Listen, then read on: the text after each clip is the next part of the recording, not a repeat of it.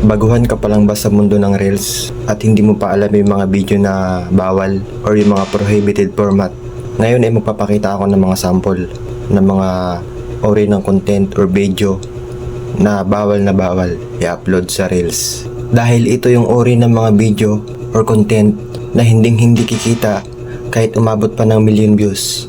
At ito rin yung magiging dahilan kaya hindi tayo mamonetize ni Meta. Kaya panoorin mo to para malaman mo. Number 1, static videos.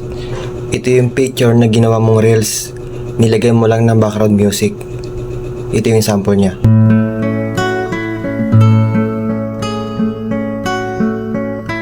Yan, isa yan sa bawal sa Reels.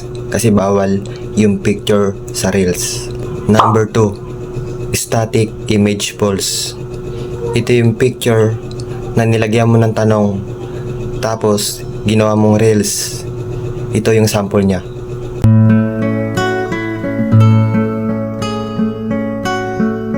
Siyempre, kapag may tanong, may sasagot sa tanong at magkakaroon ng engagement kasi magsasagot yung mga viewers sa comment at dadami ang views.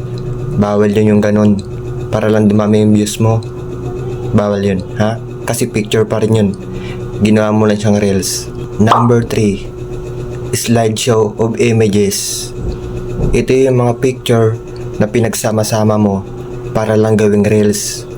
Nilagyan mo lang siya ng background music o kaya nilagyan mo ng text para lang humaba.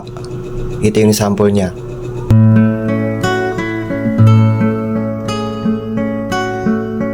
Okay na? Makita mo na? Bawal yan ha? Kasi picture pa rin yan. Tandaan mo yan. Number 4, looping videos. Ito yung video na maikli lang tapos pinagdikit-dikit mo para lang humaba. Bawal yun. Ito para makita mo yung sample, ipapakita ko. Ito yung alerts ko eh. Ito yung alerts ko eh. Ito yung alerts ko eh. Ito yung alerts ko eh. Yan, bawal yan ha. Huwag kang paulit-ulit, okay? Number 5, text montages. Ito yung isang picture na nilagyan mo lang ng background music at ng text o kaya ng quotes para lang humaba. Yung wala naman nagbabago sa picture, yung nagbabago lang yung text or yung quotes. Ito yung sample niya.